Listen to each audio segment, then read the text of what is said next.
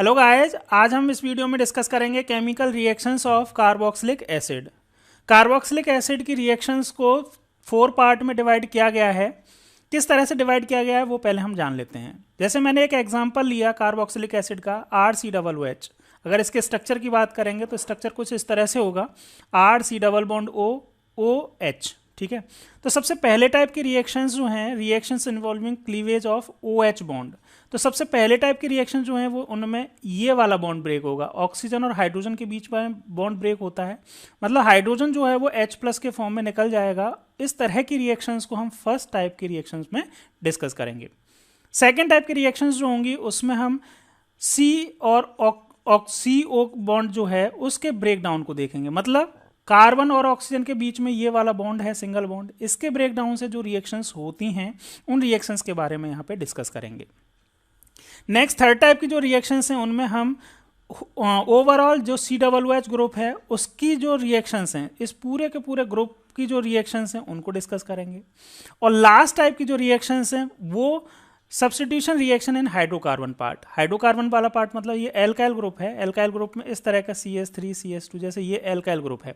अब इस alkyl group में हाइड्रोजन का सब्स्टिट्यूशन या रिप्लेसमेंट हो जाए या डिस्प्लेसमेंट हो जाएगा, तो इस तरह की रिएक्शंस जो होती हैं उनको हम फोर्थ टाइप में डिस्कस करेंगे।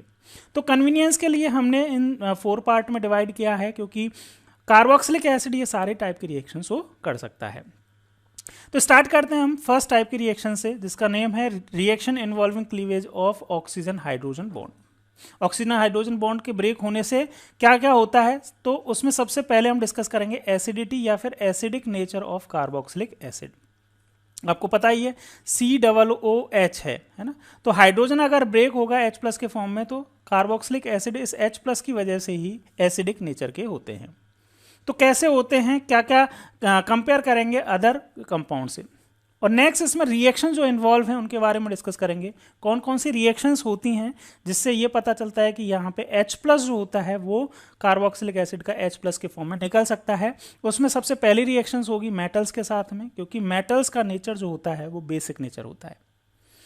नेक्स्ट जो रिएक्शन होगी वो एल्कलीज के साथ में होगी, साथ में मेटल बाइकार्बोनेट के साथ में भी रिएक्शन डिस्कस करते हैं।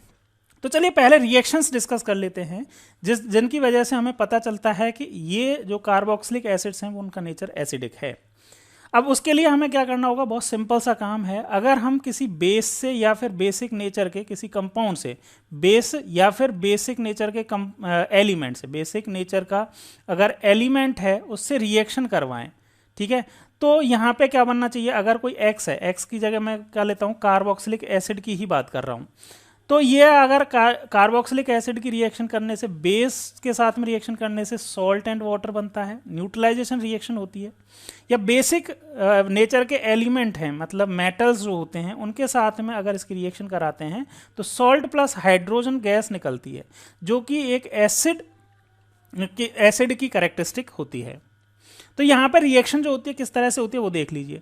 जैसे अगर मैंने एक कार्बोक्सिलिक एसिड लिया और इसकी reaction reactive element like sodium, magnesium, calcium, इस तरह के रिएक्टिव एलिमेंट से करवाई, तो यहाँ पे एक सॉल्ट बनता है और साथ में हाइड्रोजन गैस फॉर्म होती है।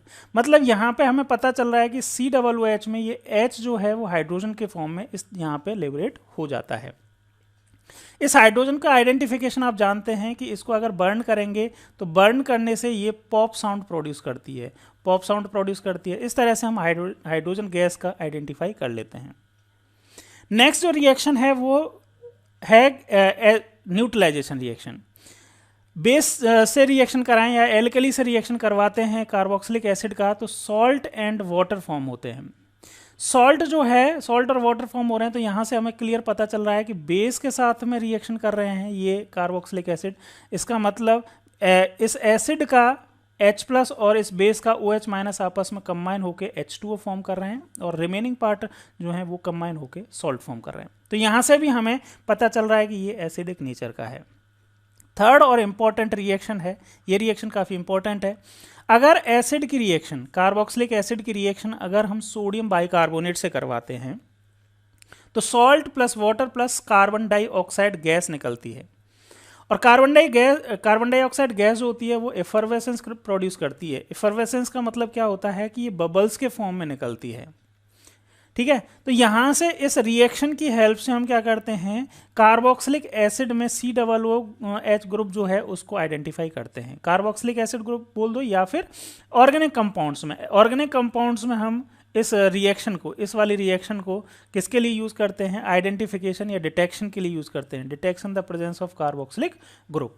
इस रिएक्शन से कैसे, कि हम NaHCO3 से रिएक्शन करवाएंगे उस ऑर्गेनिक कंपाउंड की, और वहां पे एफरवेसेंस प्रोड्यूस हो रही है, यानी कि CO2 गैस निकल रही है, तो हम कह सकते हैं कि जो कंपाउंड है ऑर्गेनिक कंपाउंड वो कार्बोक्सिलिक एसिड है। तो ये रिएक्शंस की बात हुई जिनसे हमें पता चल रहा है कि कार्बोक्सिलिक एसिड का नेचर एसिडिक है, और ये हाइड्रोजन जो है, इनमें प्रेजेंट हाइड्रोजन जो है वो हाइड्रोजन H+ के फॉर्म में निकल रहा है। क्लियर है।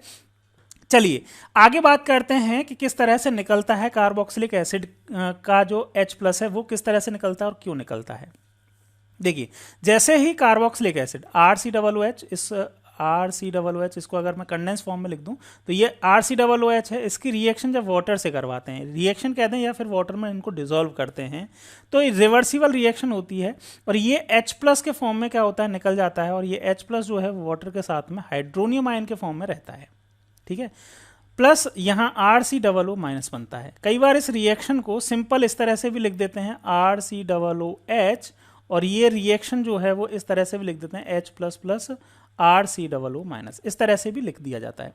लेकिन H+ जो होता है वो एक्वस सॉल्यूशन में फ्री नहीं रहता है, वो वाटर के साथ में कंबाइंड होकर हाइड्रोनियम आयन के फॉर्म में रहता है। क्लियर। ओके, आगे बात करते हैं कि इस रिएक्शन से अब इसके बारे में नेक्स्ट जो बातें हैं वो इस रिएक्शन का इक्विलिब्रियम, के इक्विलिब्रियम मतलब इक्विलिब्रियम कांस्टेंट की बात करें किस तरह से लिख सकते हैं। अब ये सारा का सारा पार्ट आपका केमिकल इक्विलिब्रियम या फिर आयनिक इक्विलिब्रियम से रिलेटेड है, बहुत डिटेल में नहीं जाएंगे। इसका सिग्निफिकेंस क्या है, ये सारी चीज़ के इक्विलिब्रियम या के पढ़ने का एक जो सिग्निफिकेंस है ये हम यहाँ क्यों पढ़ रहे हैं, वो सिर्फ एक चीज़ जानने के लिए पढ़ रहे हैं कि एसिडिक स्ट्रेंथ जो होती है उसको कैसे एक्सप्रेस कर सकते हैं। तो देखो, के इक्विलिब्रियम जो होता है वो किस तरह से लिख सकते हो आप, रिएक्टेंट जो है प्रोडक्ट का एक्टिव मास, प्रोडक्ट ये हैं, प्रोडक्ट क्या है, एक तो हाइड्रोनियम आयन है और एक क्या है, ये कार्बोक्सिलेट सॉल्ट है। सिंपल सा मैं यहाँ पे दिखाऊं, ये वाला ये हाइड्रोनियम आयन और ये RCOO-, ये ही लिखा है, ये स्ट्रक्चर बना दिए हैं यहाँ पे स्ट्रक्चर फॉर्म में। ठीक है, तो प्रोडक्ट्स का active mass divided by reactants का एक्टिव मास। रिएक्टेंट यहाँ पे एसिड और वाटर है, रिएक्टेंट है, तो इनके एक्टिव मास की है, तो ये के इक्विलिब्रियम आ गया। और अगर इस H2O को के इक्विलिब्रियम के साथ मल्टीप्लाई कर देंगे, ये के equilibrium into active mass of water कर देंगे, तो उसको ही क्या बोलते हैं, Ka बोलते हैं। Ka मतलब एसिड डिसोसिएशन कांस्टेंट। ठीक है, एसिड का डिसोसिएशन कांस्टेंट जो होता है उसको Ka बोलते हैं। ओके, Ka का बहुत ज़्यादा सिग्निफिकेंस नहीं है, लेकिन यहाँ पे थोड़ा सा मैं बता दूं, Ka से क्या पता चलता है, एसिडिक स्ट्रेंथ पता चलती है। एसिडिक स्ट्रेंथ, किसी भी एसिड की एसिडिक स्ट्रेंथ जो होती है डायरेक्टली प्रोपोर्शनल होती है Ka की, लेकिन जनरली Ka के फॉर्म में रिप्रेजेंटेशन नहीं होता है। किसके फॉर्म में रिप्रेजेंटेशन होता है, pKa के फॉर्म में। किसके फॉर्म में रिप्रेजेंट करते हैं हम, pKa के फॉर्म में रिप्रेजेंट करते हैं। तो Ka वैल्यूज को pKa वैल्यूज में किस तरह से कन्वर्ट करते हैं, उनका माइनस लॉग ऑफ ले लेते हैं, माइनस लॉग ले लेते हैं। जैसे एक एग्जाम्पल दूं मैं आपको, जैसे H+ आयंस की कॉन्सेंट्रेशन है, लेकिन एसिडिक नेचर बताने के लिए आपको H+ आयन की कॉन्सेंट्रेशन ज़्यादा इंपॉर्टेंट नहीं होती। किसके फॉर्म में हम रिप्रेजेंट करते हैं, pH के फॉर्म में। तो pH, H+ आयन की कॉन्सेंट्रेशन से pH कैसे निकालते हैं, H+ आयंस की कॉन्सेंट्रेशन का माइनस लॉग कर देते हैं तो pH निकल जाती है। इसी तरह से K वैल्यू इतनी ज़्यादा इंपॉर्टेंट नहीं होती, हम जनरली रिप्रेजेंट किसके फॉर्म में करते हैं, pKa के फॉर्म में। तो K अगर हमें पता है तो pKa क्या निकालने के लिए क्या करेंगे, माइनस लॉग Ka का ले लेंगे। ओके, इंपॉर्टेंट बात जो है वो ये है, इंपॉर्टेंट बात क्या है कि ये वाली लाइन जो है, ये पैराग्राफ में जो इंपॉर्टेंट पार्ट जो है जिससे क्वेश्चन बनता है, और क्वेश्चन को इनडायरेक्ट मतलब एक तरह से बनाने के लिए pKa वर्ड यूज किया जाता है। Smaller pKa value great stronger the acid, मतलब क्या है, सिंपल सा इस रिलेशन को, इस पूरे के पूरे पैराग्राफ को मैं एक रिलेशन में आपको बता देता हूँ। एसिडिक स्ट्रेंथ जो होती है किसी भी कंपाउंड की, है ना, किसी भी एसिड की एसिडिक स्ट्रेंथ जो होती है वो इन्वर्सली प्रोपोर्शनल होती है pKa वैल्यू के। इन्वर्सली प्रोपोर्शनल किसके होती है, pKa वैल्यू के। मतलब क्या है कि अगर pKa वैल्यू जो है वो अगर ज़्यादा है तो एसिड जो होगा वो क्या होगा, वीक होगा। और अगर पीके वैल्यू कम है तो एसिड जो होगा वो क्या होगा, स्ट्रॉन्ग होगा। देखो यहाँ पे यही है, smaller PK value the stronger the acid, PK value कम है स्ट्रोंगर एसिड होगा। ठीक है, स्ट्रॉन्ग एसिड का पीके वैल्यू की रेंज क्या होती है, लेस देन 1 होती है। स्ट्रॉन्ग एसिड जितने भी हैं उनके पीके वैल्यू की जो रेंज होगी वो लेस देन 1 होगी। ठीक है, अच्छा एसिड्स में जिनका मॉडरेट है स्ट्रेंथ, मॉडरेट स्ट्रॉन्ग एसिड्स जो हैं उनकी पीके की रेंज 1 to 5 होगी। वीक एसिड्स जो हैं उनका पीके वैल्यू जो होगा वो बिटवीन 5 to 15 होगा। और एक्सट्रीमली वीक एसिड्स हैं उनकी पीके की वैल्यू जो होगी वो ग्रेटर देन 15 होगी। क्लियर है, यहां तक समझ में आ गया। जैसे एक एग्जांपल से समझिए यहाँ पे कि हाइड्रोक्लोरिक एसिड है, तो हाइड्रोक्लोरिक एसिड के पीके की वैल्यू कितनी है, -7। इतनी कम है, इसीलिए हाइड्रोक्लोरिक एसिड जो है वो कैसा है, स्ट्रॉन्ग एसिड है। कैसा एसिड है, स्ट्रॉन्ग एसिड। जबकि पीके वैल्यू ट्राई, ये तो मिनरल एसिड है, H2SO4 हो गया या HCl हो गया, है ना, HCl मतलब हाइड्रोक्लोरिक एसिड, तो ये मिनरल एसिड है। तो मिनरल एसिड्स की तो बहुत ज़्यादा कम होगी पीके वैल्यू।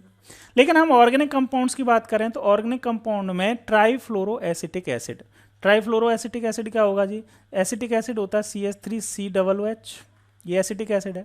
अब ट्राईफ्लोरो की बात करें तो इन हाइड्रोजन्स को किससे रिप्लेस कर दो आप, हाइड्रोजन को रिप्लेस कर दो, यहां पे मैं लिख देता हूं, इन हाइड्रोजन को रिप्लेस कर दो किससे, हाइड्रोजन को फ्लोरीन से, CF3COOH, ये ट्राईफ्लोरो एसिटिक एसिड हो गया, ट्राईफ्लोरो एसिटिक एसिड। ये एसिटिक एसिड है, ट्राईफ्लोरो एसिटिक एसिड ही होगा। ये स्ट्रॉन्गेस्ट ऑर्गेनिक एसिड है, ऑर्गेनिक एसिड ध्यान देना, स्ट्रॉन्गेस्ट एसिड नहीं बोलना है, स्ट्रॉन्गेस्ट ऑर्गेनिक एसिड है, जिसकी पीके वैल्यू कितनी है, 0.23। पीके वैल्यू ध्यान रखना 0.23, मतलब लेस देन 1 है तो स्ट्रॉन्ग एसिड है। इसके अलावा बेंजोइक एसिड, बेंजोइक एसिड की 4.19 है।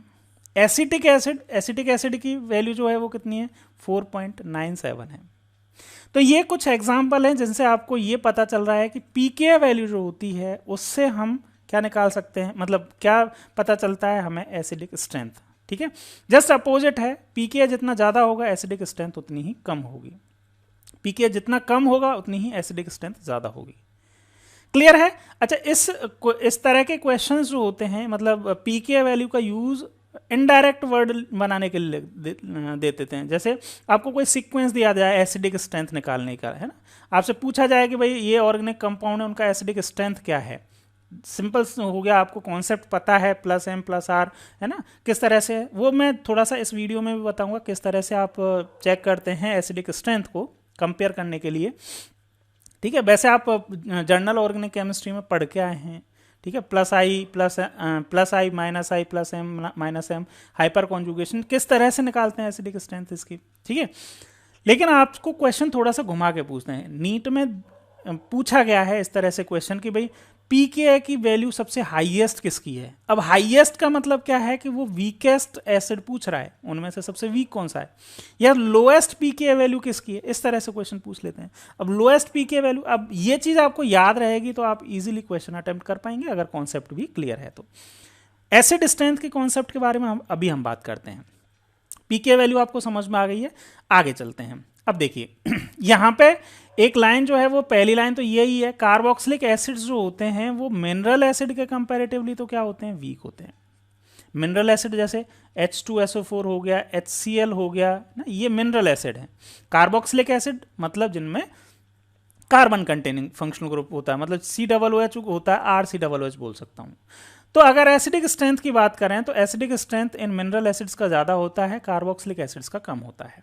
लेकिन ये तो जर्नल है, क्यों होता है इसका रीज़न हमने अभी देख लिया कि पीके की वैल्यू जो होती है वो मिनरल एसिड्स की बहुत कम होती है। जैसे HCl का हमने देखा -7 होती है। चलिए इसको हटाते हैं, सिंपल सी बात, ये तो सिंपल बात है। आगे की बात जो है वो काफ़ी इंटरेस्टिंग है, वो है एल्कोहल, फिनॉल और कार्बोक्सिलिक एसिड में कंपैरिजन।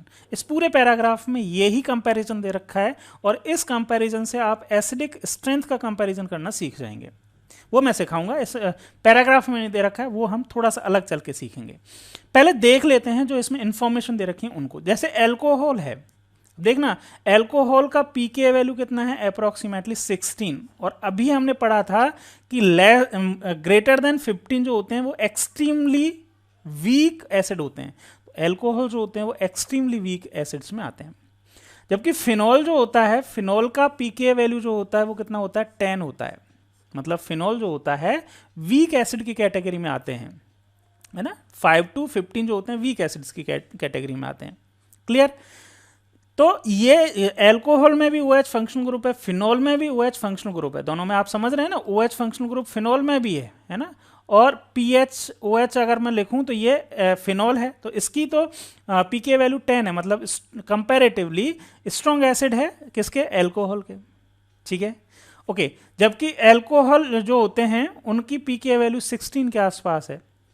अब आप समझिए ऐसा क्यों है।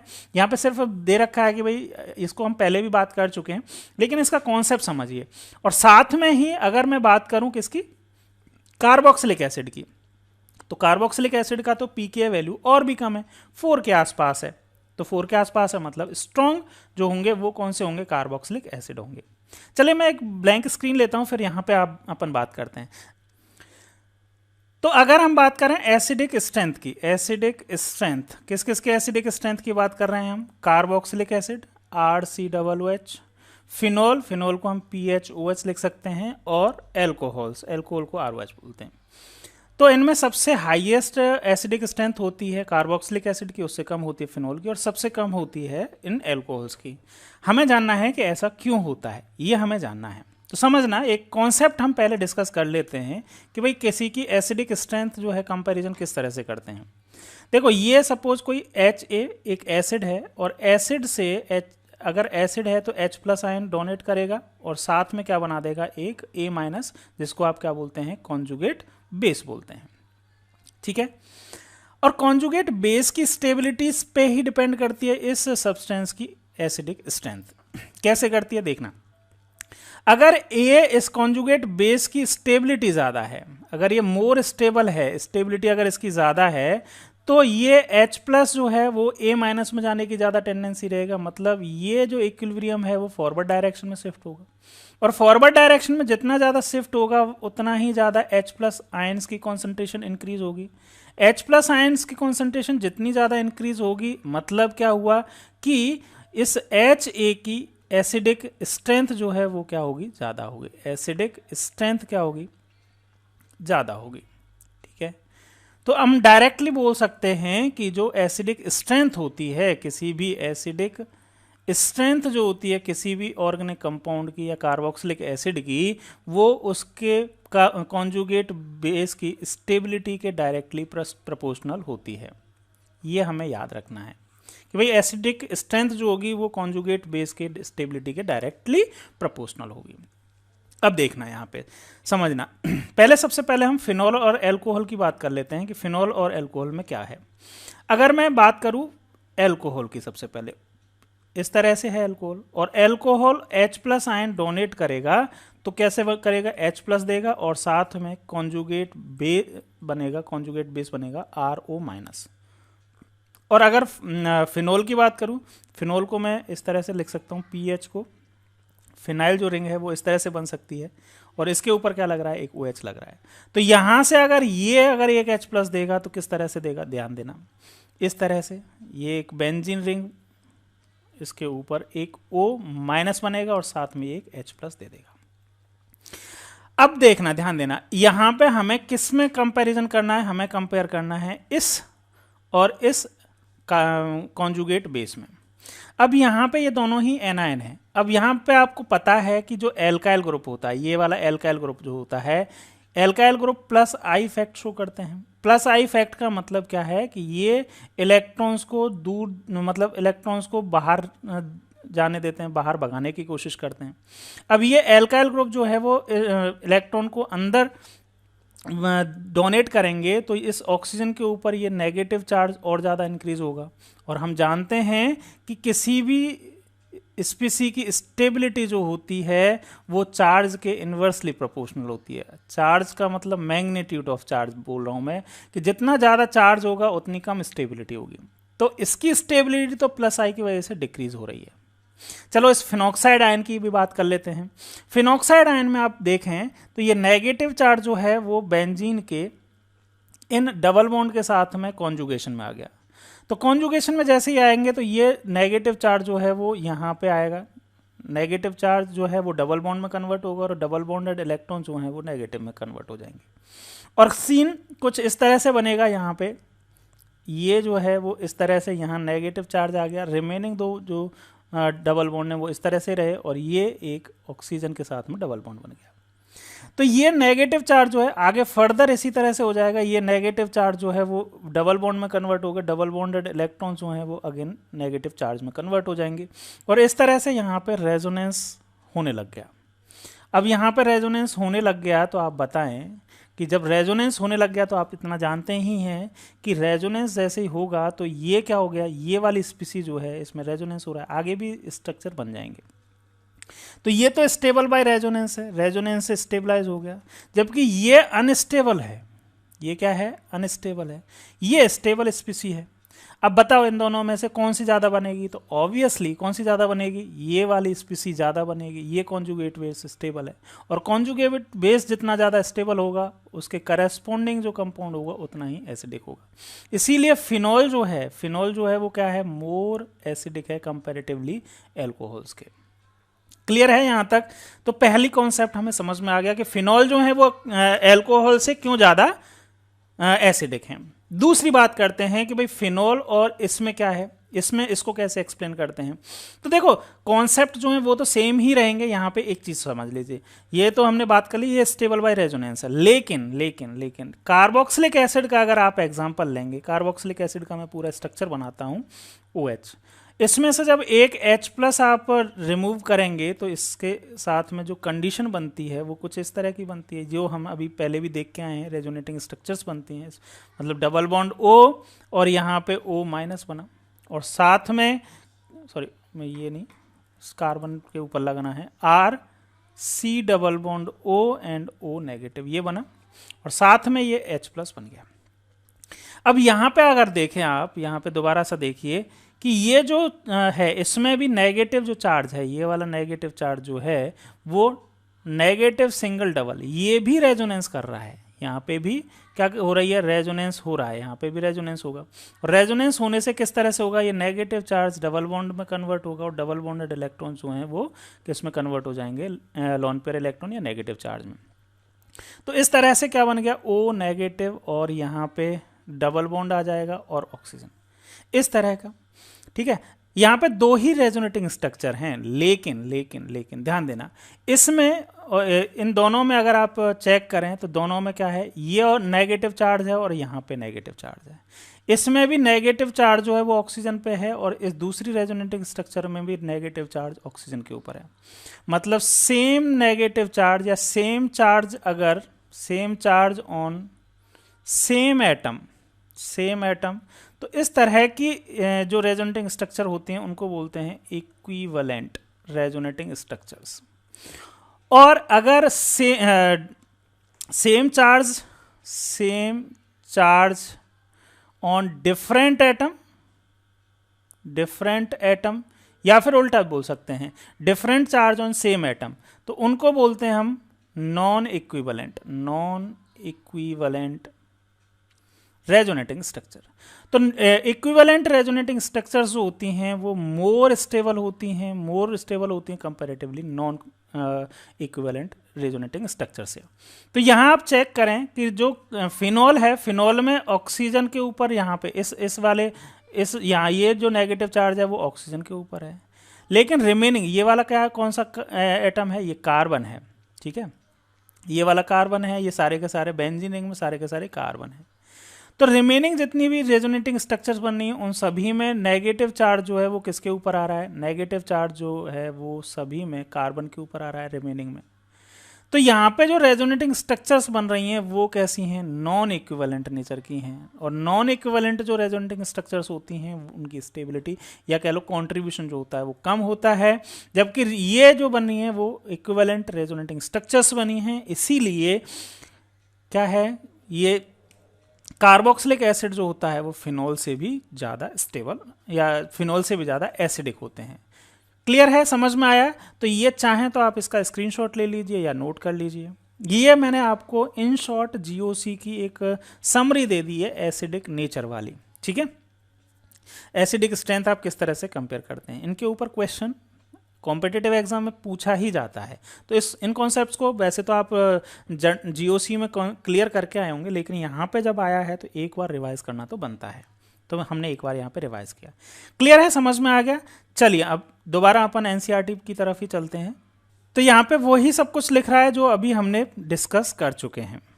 आगे चलते हैं, आगे काफ़ी इंपॉर्टेंट टॉपिक है effect of substituents on acidity of carboxylic acid. ये हम देख चुके हैं कि कार्बोक्सिलिक एसिड फिनॉल और अल्कोहल से ज़्यादा एसिडिक होते हैं, लेकिन कार्बोक्सिलिक एसिड के हाइड्रोकार्बन ग्रुप में अगर कोई सब्स्टिट्यूएंट लग जाए तो किस तरह से उसकी एसिडिटी इफेक्ट होती है, ये हम देखते हैं। देखिए कॉन्सेप्ट, बेसिक कॉन्सेप्ट आपको यही याद रखना है कि जो कार्बोक्सिलिक एसिड है या फिर किसी की भी एसिडिटी जो होती है वो उसके कॉन्जुगेट बेस के ऊपर डिपेंड करती है, उसकी स्टेबिलिटी के ऊपर डिपेंड करती है। और कार्बोक्सिलिक एसिड है तो कार्बोक्सिलिक एसिड के केस में कॉन्जुगेट बेस कार्बोक्सिलेट आयन होगा। अगर कार्बोक्सिलिक एसिड में COO माइनस ग्रुप में अगर इसके साथ में कोई ऐसा ग्रुप लग जाए जो इलेक्ट्रॉन विड्रॉइंग ग्रुप है, इलेक्ट्रॉन विड्रॉइंग ग्रुप क्या हो सकते हैं, माइनस आई ग्रुप हो सकते हैं। माइनस आई मतलब minus negative inductive effect show करने वाले ग्रुप, या फिर कोई और भी कैसे माइनस एम इफेक्ट शो करने वाले ग्रुप हो सकते हैं। ओवरऑल कहने का मतलब क्या है, अगर कोई इलेक्ट्रॉन विड्रॉइंग ग्रुप लगा हुआ है इस COO माइनस से, तो उससे होगा क्या कि ये जो चार्ज है COO माइनस के ऊपर वो डिक्रीज होगा। और मैंने आपको बताया था कि चार्ज जो होता है वो स्टेबिलिटी के इन्वर्सली प्रोपोर्शनल होता है। चार्ज जितना ज़्यादा होगा स्टेबिलिटी उतनी ही कम होगी, और चार्ज जितना कम होगा स्टेबिलिटी उतनी ही ज़्यादा होगी। तो इलेक्ट्रॉन विड्रॉइंग ग्रुप क्या कर रहे हैं, इस चार्ज को कम कर रहे हैं, जिससे ओवरऑल इस आयन की यानी कि कॉन्जुगेट बेस की स्टेबिलिटी इंक्रीज हो रही है, और स्टेबिलिटी इंक्रीज हो रही है तो एसिडिक स्ट्रेंथ बढ़ रहा है। जस्ट अपोजिट आप बोल सकते हो इलेक्ट्रॉन डोनेटिंग ग्रुप्स के लिए। इलेक्ट्रॉन डोनेटिंग ग्रुप क्या कर रहे हैं, इस चार्ज को इंक्रीज कर रहे हैं, और चार्ज को इंक्रीज कर रहे हैं तो ओवरऑल ये कॉन्जुगेट बेस अनस्टेबल हो रहा है, और अनस्टेबल हो रहा है तो इसके करस्पॉन्डिंग जो कार्बोक्सिलिक एसिड होगा वो क्या हो जाएगा, लेस एसिडिक हो जाएगा। कुछ एग्जाम्पल से समझिए। देखो एग्जाम्पल दे रखे हैं, जैसे अगर मैं बात करूं CF3 है ना, CF3 अगर लग जाए तो CF3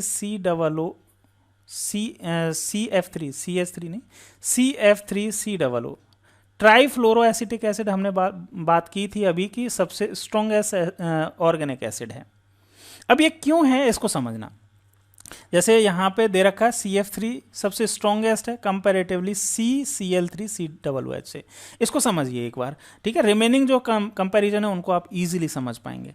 चलो मैं ब्लैंक स्क्रीन लेता हूँ, उस पर आप समझाता हूँ, ठीक है। जैसे मैं बात करूँ कि भाई ये है CF3COOH और दूसरा लिया मैंने CCl3COOH। अब दोनों की स्ट्रक्चर देख लीजिए आप, इस कार्बन के ऊपर 3 क्लोरीन ग्रुप लग रहे हैं और COOH लग रहा है, ठीक है। और यहाँ पे इस कार्बन के ऊपर 3 फ्लोरीन ग्रुप लग रहे हैं और क्या लग रहा है, यहाँ पे COOH ग्रुप लग रहा है, ठीक है। अब इनके करेस्पॉन्डिंग आप जब कैटाइन फॉर्म करेंगे, एनाइन फॉर्म करेंगे तो इस तरह से एनाइन आ जाएंगे। अब देखना फ्लोरीन जो है उसकी इलेक्ट्रोनेगेटिविटी कार्बन से ज़्यादा है, तो वो क्या करेगा, इलेक्ट्रॉन्स को अपनी तरफ अट्रैक्ट करेगा, और इसको बोलते हैं minus I effect. Electron withdrawing group जो होते हैं उनको माइनस आई ग्रुप बोलते हैं, और इस इफेक्ट को माइनस आई इफेक्ट। अब क्लोरीन की इलेक्ट्रोनेगेटिविटी फ्लोरीन से कम है, इलेक्ट्रॉन विड्रॉल तो यहाँ पे भी होगा लेकिन कंपैरेटिवली कम होगा, कम माइनस आई इफेक्ट की वजह से इस कैटायन की स्टेबिलिटी जो होगी कंपैरेटिवली कम होगी, ठीक है। तो एसिडिक स्ट्रेंथ की बात करें तो एसिडिक स्ट्रेंथ किसकी ज़्यादा होगी, पूरा ही लिख दूँ इसको, जैसे CF3 है, ठीक है, COO माइनस, ये इसकी स्टेबिलिटी की अगर बात करेंगे आप, स्टेबिलिटी की, तो ये क्या होगा, मोर स्टेबल होगा कंपैरेटिवली CCl3COOH माइनस, ठीक है। तो कॉन्जुगेट बेस में स्टेबिलिटी किसकी ज़्यादा है, इसकी स्टेबिलिटी ज़्यादा है, इसकी कम है। तो एसिडिक स्ट्रेंथ की बात करें तो एसिडिक स्ट्रेंथ जो होगी वो किसकी ज़्यादा होगी, करेस्पॉन्डिंग इस कैटायन या इस कॉन्जुगेट बेस के करेस्पॉन्डिंग जो क्या होगा, एसिड जो होगा उसकी एसिडिक स्ट्रेंथ ज़्यादा होगी। क्लियर है, समझ में आ गया। चलिए जी, बात करें आगे। इसी तरह से अगर एक क्लोरीन कम हो गया CHCl3, इसमें 3 क्लोरीन है, इसमें एक क्लोरीन कम हो गया, मतलब -I इफेक्ट या इलेक्ट्रॉन विड्रॉइंग इफेक्ट कम हो गया। आगे इसी तरह से आप इसको पूरा कंपेयर कर सकते हैं, ठीक है। यहाँ पे इस टेबल, इस जो सीक्वेंस है, इसके ऊपर काफ़ी सारे क्वेश्चंस मैं बना के आपके सामने सॉल्व कर सकता हूँ, और इनमें से पूछे भी जाते हैं, काफ़ी ज़्यादा इंपॉर्टेंट भी हैं। कॉन्सेप्ट जो है वही लगेगा जो मैंने अभी आप तक बताया।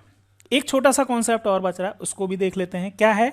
अभी तक जो मैंने आपको बताया वो -I इफेक्ट से बताया है। यहाँ पे ऐसी भी पॉसिबिलिटीज़ हैं कि डायरेक्ट अटैच जो ग्रुप है वो फिनाइल या विनाइल हो जाए।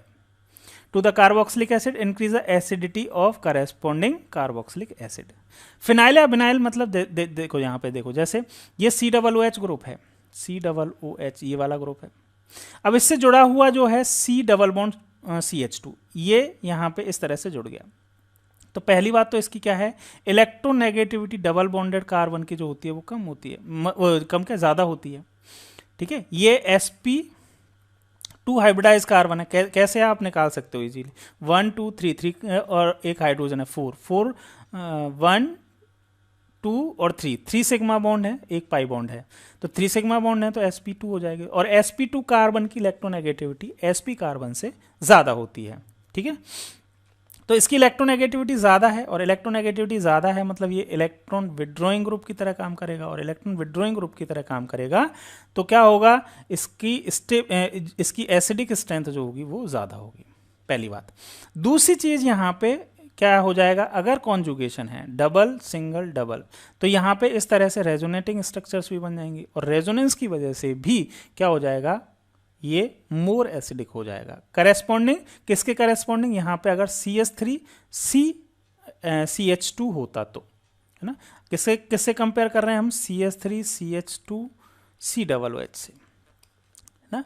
तो यहाँ पे अगर ये डबल बॉन्ड आ गया, विनाइल ग्रुप आ गया है, तब उसकी स्टेबिलिटी ज़्यादा हो जाती है। तो यहाँ पे हमें क्या देखना है, यहाँ पे हमें इलेक्ट्रोनेगेटिविटी देखनी है और रेजोनेंस देखना है कि रेजोनेंस तो नहीं हो रहा, क्योंकि रेजोनेंस होने से जो एनायंस हैं या कॉन्जुगेट बेस है उनकी स्टेबिलिटी इंक्रीज हो सकती है।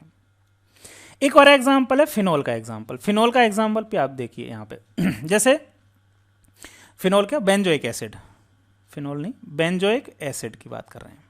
बेंजोइक एसिड और उसके डेरिवेटिव्स की बात करें अगर, बेंजोइक एसिड एंड डेरिवेटिव्स, तो ये तो बेंजोइक एसिड है, ठीक है।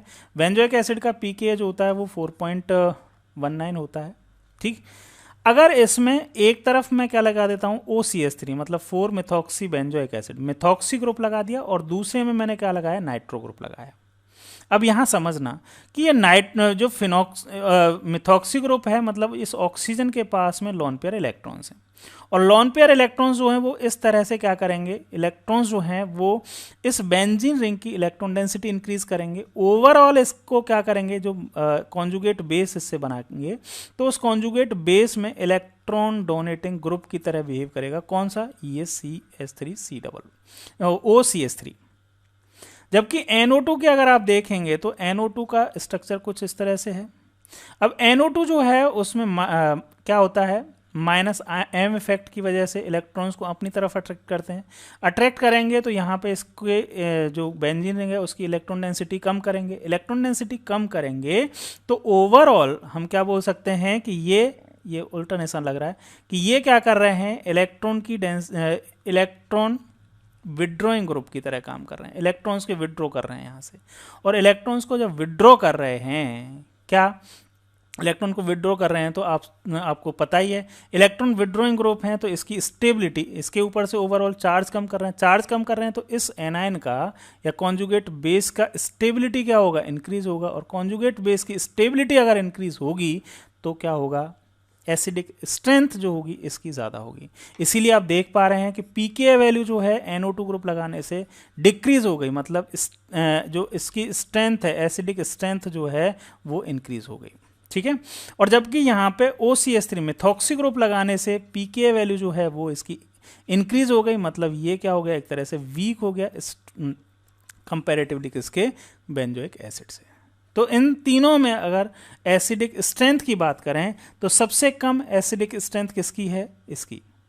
4 मिथॉक्सी बेंजोइक एसिड की, फिर बेंजोइक एसिड की, और सबसे ज़्यादा एसिडिक स्ट्रेंथ किसकी है? नाइट्रो बेंजोइक एसिड की। पीके वैल्यू से कंपेयर कर सकते हैं। पीके वैल्यू वैसे याद नहीं रखनी होती हैं, सिर्फ आपको पीके वैल्यू का मतलब पता होना चाहिए। भाई पीके वैल्यू और एसिडिक स्ट्रेंथ अपोजिट होते हैं। पीके वैल्यू ज़्यादा तो वीक एसिड, पीके वैल्यू कम तो स्ट्रॉन्ग एसिड। लेकिन इस तरह के कंपैरिजन जो हैं वो फैक्टर से आपको आने चाहिए। क्लियर है, समझ में आ गया? तो ये हमारी हुई फर्स्ट टाइप की रिएक्शंस, जिनमें हमने देखा कि किस तरह से जो कार्बोक्सिलिक एसिड हैं उनकी एसिडिक स्ट्रेंथ हम कंपेयर कर सकते हैं और उनसे रिलेटेड रिएक्शंस देखी। चलिए जी, नेक्स्ट टाइप के रिएक्शंस के बारे में डिस्कस करते हैं। नेक्स्ट टाइप की जो रिएक्शंस हैं वो कौन सी हैं? हमने बात की थी कार्बन और ऑक्सीजन के बीच में अगर बॉन्ड ब्रेक हो जाए तो उसके टाइप की रिएक्शंस जो होती हैं उनके बारे में हम बात करेंगे। जैसे यहाँ पे फर्स्ट टाइप की रिएक्शन से ये डिस्कस कर चुके हैं। अब सेकंड टाइप की रिएक्शन जिसमें कार्बन ऑक्सीजन बॉन्ड ब्रेक होगा और OH के फॉर्म में क्या निकलेंगे? ये कार्बोक्सिलिक एसिड का हाइड्रोक्सिल ग्रुप जो है वो रिमूव होगा। उसमें हम 4 रिएक्शंस डिस्कस करेंगे। Formation of anhydride, esterification reaction, reaction with PCl5 PCl3 and SOCl2 और रिएक्शन विद अमोनिया। एक एक करके डिस्कस कर लेते हैं। चलिए देखो, सबसे पहले एनहाइड्राइड का फॉर्मेशन है। एनहाइड्राइड के बारे में आपको पता ही है, जब 2 एसिड्स या तो सेम टाइप के एसिड मॉलिक्यूल हो सकते हैं या डिफरेंट टाइप के भी हो सकते हैं।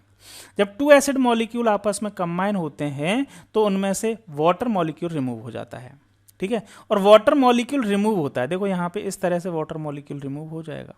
वाटर मॉलिक्यूल रिमूव होगा और रिमेनिंग पार्ट जो है वो ज्वाइन हो जाएगा, तो इनको बोलते हैं एनहाइड्राइड। नेम भी एसिड के नेम के बेसिस पे ही होता है।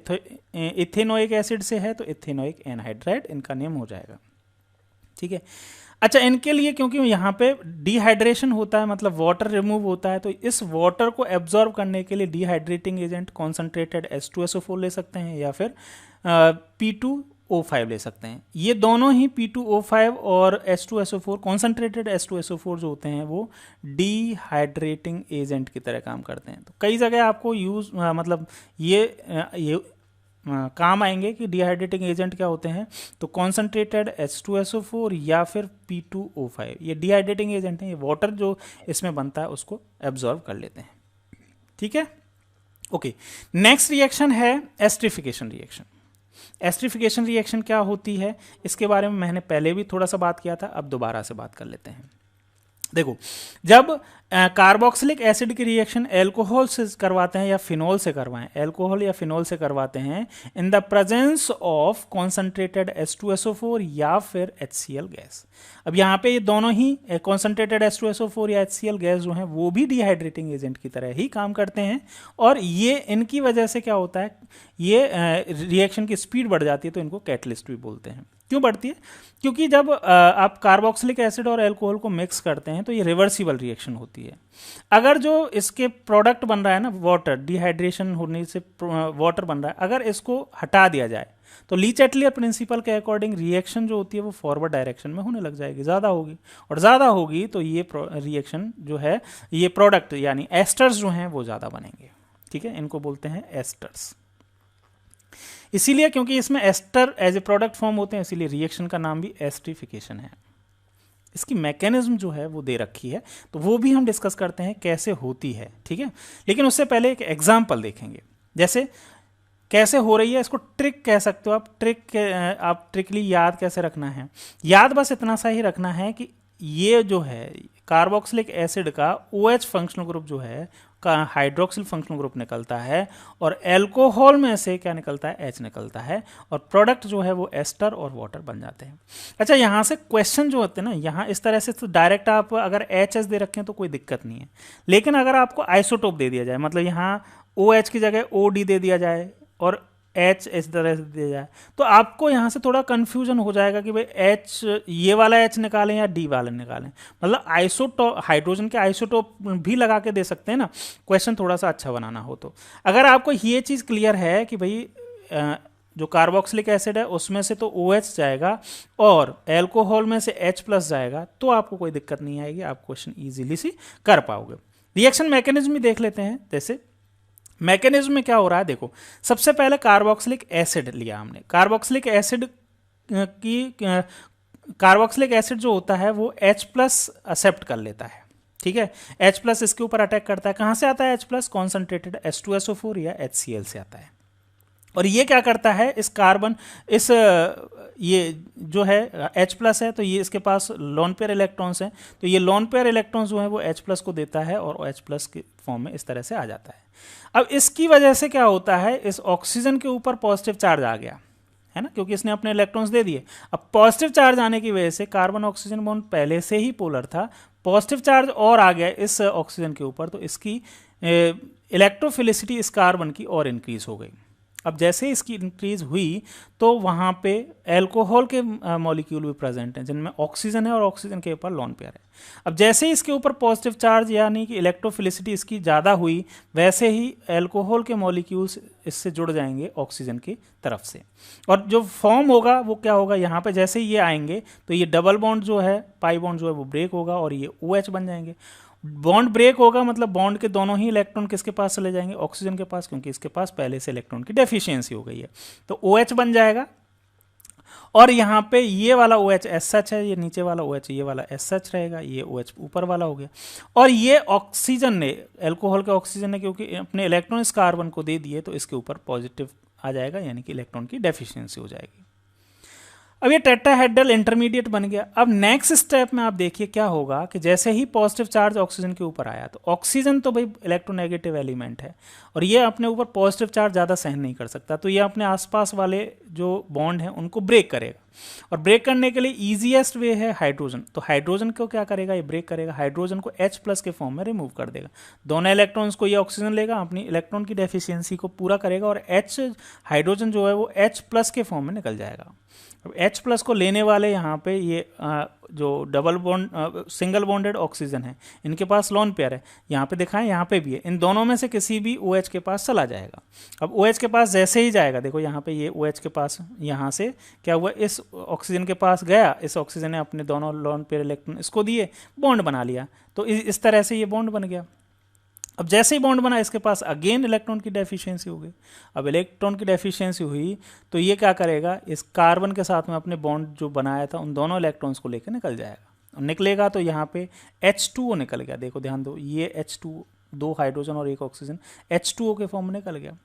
अब H2O के फॉर्म में जैसे ही निकला तो इसके ऊपर क्या हो गई, डेफिशिएंसी हो गई कार्बन, मतलब कार्बन के एक इलेक्ट्रॉन को ले गया, ये इलेक्ट्रॉन को ले गया तो कार्बन के ऊपर डेफिशिएंसी हुई, और कार्बन के ऊपर डेफिशिएंसी हुई तो ये ऑक्सीजन क्या करेगा, लोन पेयर से अपने इस इलेक्ट्रॉन की डेफिशिएंसी को फुलफिल करने की कोशिश करेगा, बॉन्ड बनाएगा, पाई बॉन्ड बनाया। अब पाई बॉन्ड जैसे ही यहाँ पे बना, ये पाई बॉन्ड, तो इलेक्ट्रॉन की इसने दे तो दिया, दान कर तो दिया, लेकिन पॉजिटिव चार्ज आ गया। अब पॉजिटिव चार्ज आया, अगेन ये पॉजिटिव चार्ज मैंने बताया कि इलेक्ट्रोनेगेटिव एलिमेंट पॉजिटिव चार्ज सहन नहीं कर सकता, तो ये क्या करेगा, कोई बॉन्ड ब्रेक करेगा, या तो पाई बॉन्ड ब्रेक करता है या हाइड्रोजन। इजी वे है कि हाइड्रोजन को लिबरेट कर दो, H प्लस के फॉर्म में हाइड्रोजन लिबरेट हो गया और फाइनली एस्टर फॉर्म हो गया। देखो इस तरह से एस्टर बन गया है, ठीक है। अब यहाँ पे आप देखें कैटलिस्ट जो है, एसिडिक मीडियम जो है वो कैटलिस्ट की तरह किस तरह से काम कर रही है। यहाँ पे देखो ये H प्लस यहाँ पे रिमूव हो गया, पहली स्टेप में यूज हुआ और लास्ट स्टेप में H प्लस निकल गया, तो H प्लस के आयन की कॉन्सेंट्रेशन में कोई भी चेंज नहीं आया है, इसीलिए हम बोलते हैं कि एसिडिक मीडियम या H प्लस जो है वो कैटलिस्ट की तरह बिहेव कर रहा है। क्लियर, समझ में आया। तो ये मैकेनिज्म हुई एस्टरिफिकेशन रिएक्शन की। ओवरऑल आपको इतना सा ही याद रखना है कि भाई इसका तो क्या यूज हुआ, इस कार्बोक्सिलिक एसिड का तो OH यूज हुआ, और इस एल्कोहल का क्या यूज हुआ, इसका H यूज हुआ, रिमेनिंग पार्ट दोनों ज्वाइन हो गए और एस्टर फॉर्म हो गए। ये इंपॉर्टेंट बात आपको याद रखनी है। चलिए जी नेक्स्ट रिएक्शन की तरफ चलते हैं। नेक्स्ट रिएक्शन है रिएक्शन विद PCl5, PCl3 और SOCl2। अब इन तीनों रिएजेंट को एक साथ देख के आपको याद आ रहा होगा एल्कोहल, तो बिल्कुल सेम वैसे ही है। एल्कोहल के साथ में हमने देखा था रिएक्शन इसके साथ में हुई थी, इसकी जगह Cl आ गया था, ठीक है, एल्किल हैलाइड बन गए थे। इसी तरह से सेम यहाँ पे भी होता है, कार्बोक्सिलिक एसिड जो होते हैं उनका OH वाला पार्ट रिमूव होता है और इसकी जगह Cl आ जाता है, तो RCOCl बन जाता है, PCl3 और HCl बन जाता है।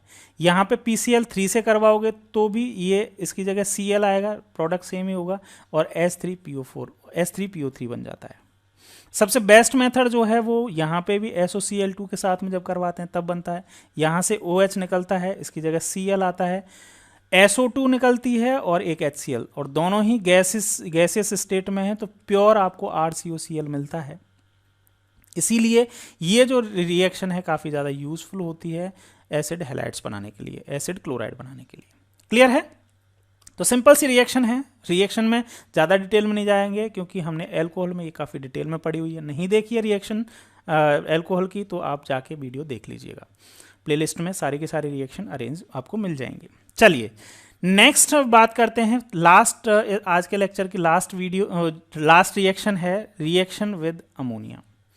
अमोनिया के साथ में कार्बोक्सिलिक एसिड जो होते हैं रिएक्शन करके एसिटामाइड यानी कि एमाइड्स बनाते हैं। कैसे बनाते हैं? 2 स्टेप में रिएक्शन हो जाती है। सबसे पहले तो ये एसिड है और जो अमोनिया होती है वो बेसिक नेचर की होती है, तो बेस है अमोनिया। तो एसिड बेस ये आपस में कंबाइन हो जाते हैं।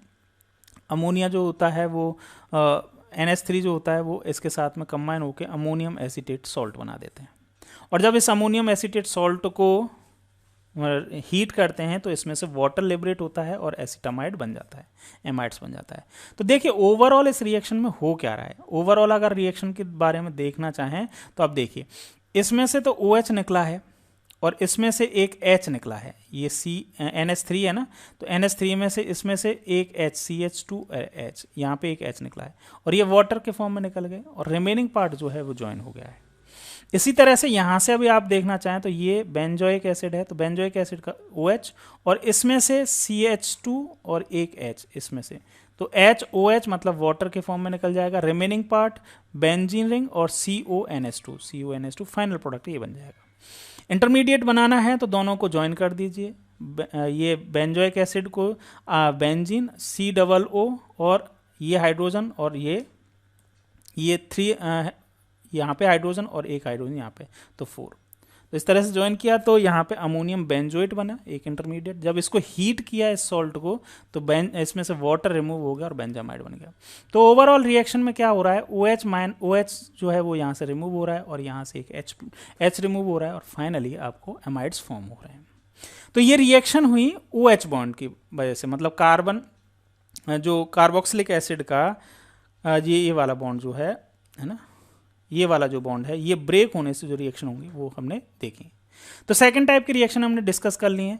नेक्स्ट लेक्चर में हम आगे की 2 रिएक्शंस और डिस्कस करेंगे। फिर मिलते हैं नेक्स्ट वीडियो में। Thank you.